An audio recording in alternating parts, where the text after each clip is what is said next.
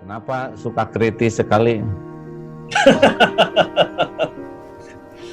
Sebenarnya nggak kritis. Jadi sebenarnya gini, saya itu panjang kehidupan bukan bernegara, memahami tentang bela negara, gitu ya.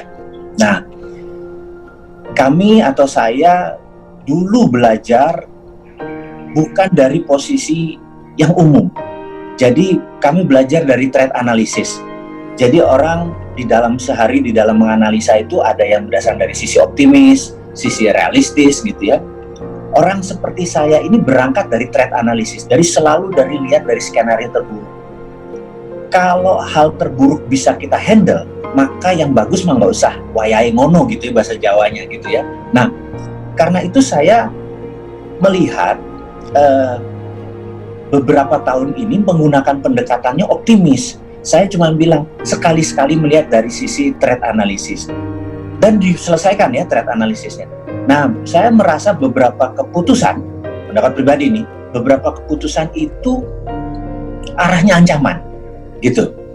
Jadi ya kita mengingatkan saja, bukannya harus memaksakan kehendak, mengingatkan saja bahwa kalau begini rupiah 17.000 nih, gitu.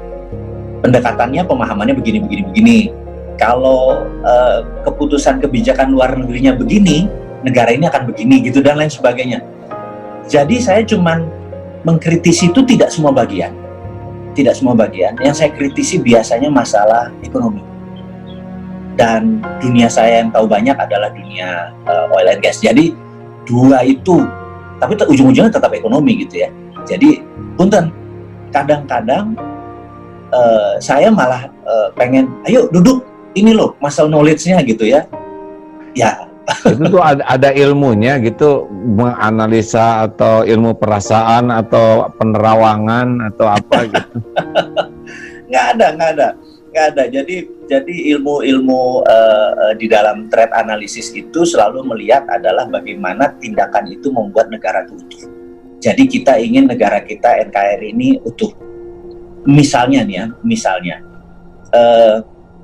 di Departemen Pertahanan harusnya ada divisi yang namanya Badan Intelijen Pertahanan atau BIP, atau dalam bahasa Inggrisnya adalah Defense Intelligence Agency. Di Indonesia ini tidak punya BIP, Badan Intelijen Pertahanan. Berbeda dengan BAIS, di mana dia lebih ke militer, berbeda dengan BIN, di mana dia adalah tool untuk intelijen bernegara, tapi defense, pertahanan harusnya ada. Nah, usul-usulan seperti begini terkadang membuat kebijakan-kebijakan karena tidak ada pendekatan dari kacamata pertahanan. Jadi kadang-kadang misalnya kehadiran tenaga kerja asing itu positif atau negatif? Itu menimbulkan polemik tanpa ada keputusan-keputusan strategik dari kacamata intelijen pertahanan. Toto masuk, pendapat beberapa pejabat ini aman, tapi orang seperti saya bilang enggak gitu ya. Nah, ya karena saya menganalisanya dari Badan Intelijen Pertahanan. Jadi sendi-sendi bernegara itu harusnya lengkap. Di mana saat ini pendapat saya adalah Ipolexos Budhankam, ideologi politik sosial ekonomi budaya pertahanan dan keamanan ini 70%-nya politik. Di Indonesia terlalu berpolitik gitu. Ini harusnya balance. Ada 7 pilar bernegara itu harusnya balance. Ya 1/7 juga politik itu harusnya. Gitulah kira-kira.